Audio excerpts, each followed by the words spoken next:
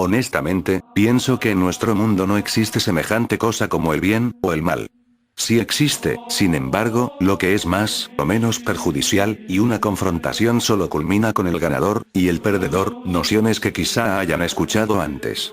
De ahí el famoso dicho, la realidad no es una cuestión de blanco y negro, sino de una escala de grises. El ser humano es demasiado complejo y fluctuante como para encasillarlo en alguna de estas dos posibles variantes. Nosotros somos entes tridimensionales, tenemos motivaciones y sensaciones con matices que van más allá de los principios unilaterales anteriormente mencionados. Algunos postulan la idea que el ser humano es malvado por naturaleza, lo cual es una malinterpretación. Es decir, sí, el humano es ambicioso, pasional, competitivo, y aún así, ninguno de estos atributos se pueden definir como algo inherentemente malvado, más bien, obedece a principios biológicos de supervivencia y prominencia, un aspecto inevitable que no podremos erradicar. No obstante, lo más unidimensional que podrás encontrar dentro de nuestra especie consta de una minoría, aquellos individuos que padecen de trastornos psicológicos, los cuales les privan de tener unas plenas facultades mentales, por lo que su naturaleza humana se ve alterada y reducida a algo inferior.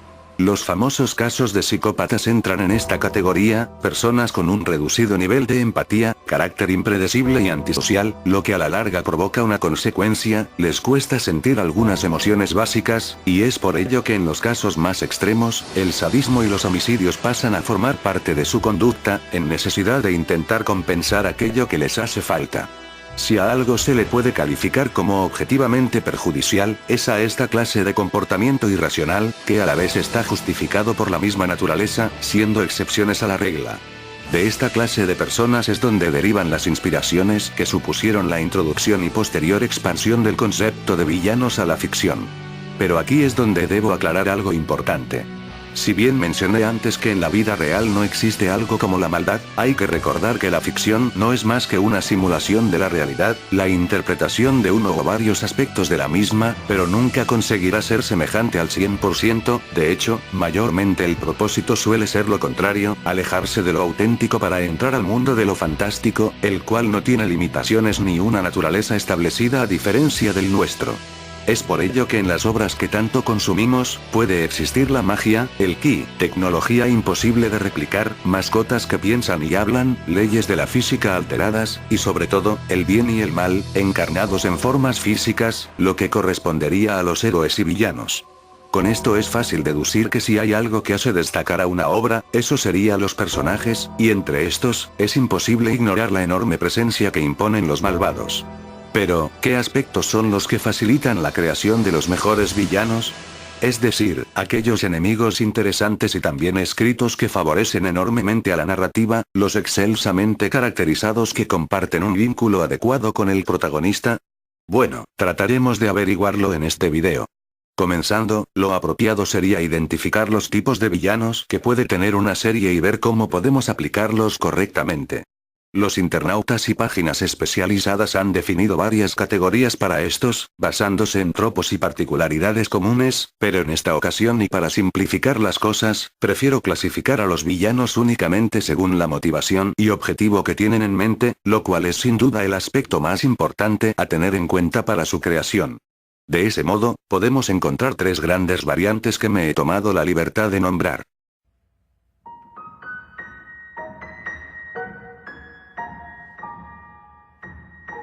Tenemos a los villanos maldad pura. Con esto me refiero a aquellos que suelen ser carentes de cualquier forma estándar de razonamiento o comunicación, siendo guiados únicamente por un instinto que los hace propensos a la violencia y a la destrucción de todo lo que se encuentren. En consecuencia, son villanos que no tienen una verdadera motivación u objetivo, más que la excusa de causar devastación a cada paso que dan.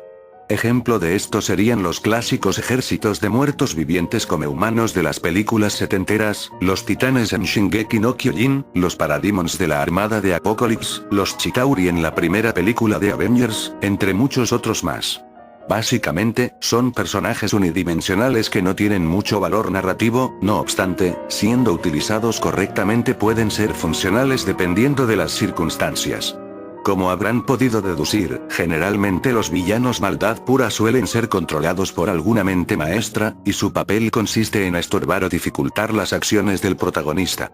Si el rol es tan secundario y momentáneo, no pueden afectar negativamente a la obra. Pero si lidiamos con un villano maldad pura en un papel principal, ese ya sería otro asunto. Generalmente no es recomendable optar por esa opción, porque al ser personajes tan planos no suelen dar la talla a nivel argumental como enemigos finales, pero eso sí, representan un gran reto a vencer para el héroe, son la excusa perfecta para descargar toda la acción descerebrada que a un escritor se le pueda ocurrir, aunque hay formas más efectivas de aplicar este camino. Tomemos como ejemplo a Majin Buu de Dragon Ball Z, y Doomsday de DC Comics. El primero es un mal ejemplo de cómo tener a esta clase de villanos, es decir, en lugar de que la saga se enfoque en Babidi, la mente maestra detrás de todo el esquema, se deshacen de él rápidamente, y lo único que queda es la bestia rosada carente de inteligencia, lo que se resume a intento tras intento de los no muy brillantes protas por derrotarlo simplemente porque es muy peligroso para dejarlo suelto. No hay ninguna clase de conflicto moral o ideológico en este contexto, y a causa de ello uno termina por aburrirse de tanta batalla sin sentido.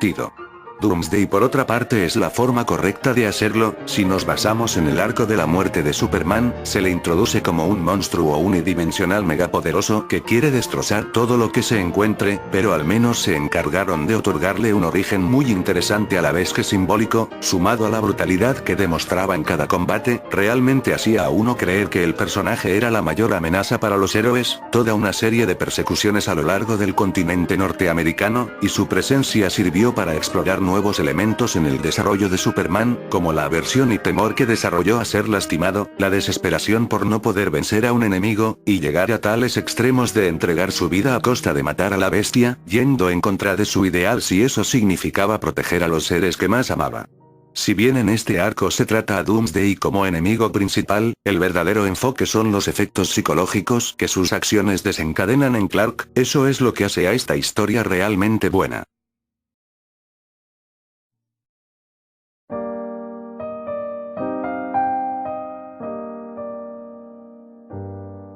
El siguiente tipo es el villano irracional. Esta es una clase más elaborada que la anterior, siendo que alberga una gran diversidad de personajes bidimensionales que no siguen pautas estrictas, pueden tener motivaciones varias, pero la característica que todos guardan en común, es que su objetivo es disparatado, desatinado o insensato. Es decir, sus finalidades son objetivamente nocivas y perjudiciales según lo establecido por su universo ficticio, traen más mal que bien, y no es algo que esté sujeto a discusión o implique un debate moral. Generalmente los villanos que pertenecen a esta categoría son egoístas, y su motivación se basa en caprichos o deseos insostenibles. Como ejemplo tenemos a los clásicos tiranos que buscan conquistar el mundo porque tienen el poder y los medios para lograrlo, mas no saben justificar el porqué de su acción, ni qué cosa productiva podrán conseguir con ello. Un caso notorio sería el Red Skull, y su organización, Hydra. También podemos encontrar a infames que siguen una ideología equivocada. El ejemplo que se me viene a la mente es Killmonger del UCM, cuyas acciones tienen unas claras tendencias socialistas, aunque no se mencione explícitamente en la película.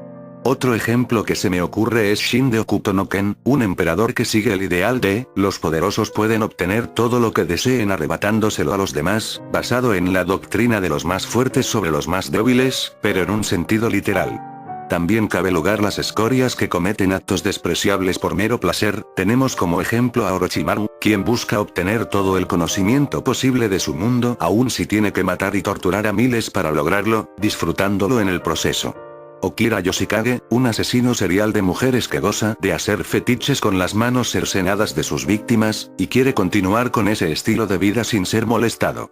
Aclaro que el hecho que estos villanos tengan metas equivocadas, eso no significa que estén mal escritos, simplemente tienen que cumplir un papel antagónico, personajes no muy complejos pero que bien caracterizados, y con la suficiente participación resultan memorables y efectivos para una serie. Es difícil arruinar un concepto como este, solo me imagino que sea posible, si un autor crea villanos que toman decisiones estúpidas y terminan resultando hipócritas, si un villano contradice sus objetivos previos y les da un giro de 180 sin una justificación válida, o finalmente, si el villano se estanca en la misma obsesión sin tener algo nuevo que ofrecer. Por otra parte, también cabe la posibilidad de ir un paso adelante, crear villanos irracionales con un enfoque psicológico, con esto me refiero a dedicarles una amplia exploración a la mentalidad y a sus conflictos internos, resultando en personajes de carácter retorcido muy bien elaborados. Puedo nombrar a Elijah Price de Unbreakable, Bill Foster de Falling Down, y Tyler Durden de Fight Club.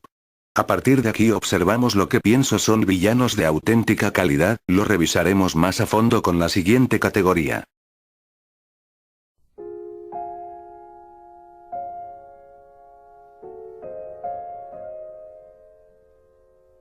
Los villanos reflexivos corresponden el último nivel, el pico de calidad en cuanto a todas las variantes posibles. Es la mejor opción porque el pensamiento de estos personajes es muy similar al razonamiento de figuras trascendentes en la vida real, es decir, tienen una moralidad gris, su motivación es producto de una enorme voluntad para influir en el entorno, o cumplir su ideal, y su objetivo apunta a ser algo aparentemente beneficioso para todos, pero para lograrlo tendrán que recurrir a métodos cuestionables que los ponen en conflicto con los héroes. Muchos ejemplos en este apartado siguen el razonamiento de, el fin justifica los medios, lo cual siempre desencadena posibilidades de confrontaciones ideológicas, y abre camino a una reflexión en ambos bandos, que a la vez repercute en el espectador. Casos como el de las encarnaciones mejor escritas del Lex Luthor, en donde es interpretado como un humanista consumado, que se opone a la presencia de seres superpoderosos como Superman y compañía, no por cuestiones de envidia, sino porque los considera como un limitante para el potencial de los individuos ordinarios, un salvavidas que impedirá a la raza humana esforzarse y valerse por sí misma, porque los logros que estos últimos consigan paulatinamente, siempre se verán opacados por las habilidades que el destino le brindó a un favorecido y reducido grupo de los llamados héroes.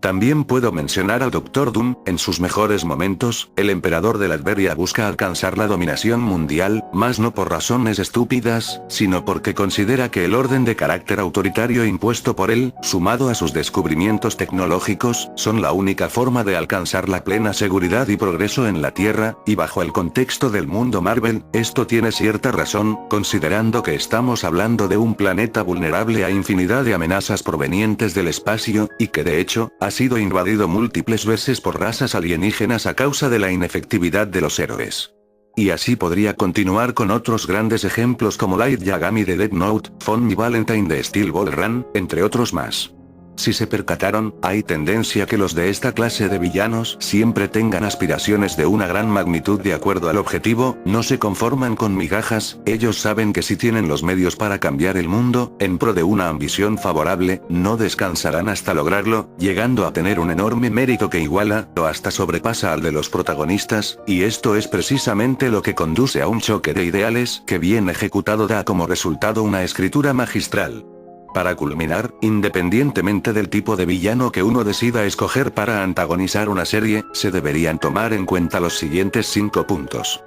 Si el villano tiene una introducción misteriosa que deja incógnitas sobre su persona, procurar que esto no se mantenga demasiado tiempo ni se extienda más de lo necesario, que no sea como esos casos en los que el enemigo no se presenta totalmente sino hasta el final de la serie. Lo ideal es que el villano tenga múltiples interacciones con el resto de personajes, una participación activa a fin de cuentas. Un villano no necesariamente tiene que lucir imponente, pero lo que sí es obligatorio es que demuestre una facultad en la que destaque sobre el resto, ya sea su intelecto, poder, cantidad de contactos y recursos, nivel de independencia, entre otras, para facilitar su caracterización. Aparte de lo anterior, se debe explorar a plenitud su trasfondo, motivo y objetivo, de acuerdo a las recomendaciones que hemos abarcado en las categorías. De preferencia que tenga una relación o vínculo particular con el grupo de protagonistas, eso hará que el conflicto se sienta personal y realmente te importe. Un ejemplo sería incluir el elemento de dualidad en los personajes. Sería aburrido que ninguno de los dos bandos se conozca de nada, una disputa de ese estilo sería vacía. Y finalmente, todo villano debe tener obligadamente una conclusión, ya sea con una victoria o una derrota, pero recuerden que a cualquiera de las dos siempre se le podrá abarcar de una forma reflexiva, es decir, ya sea con un triunfo que lo haga cambiar de ideales en el proceso, o por el contrario, una caída y refutación a sus creencias, que de igual forma alteren su pensamiento. Con todos estos pasos, es seguro que el resultado será un villano de calidad. Eso sería todo amigos, se despide el criticador.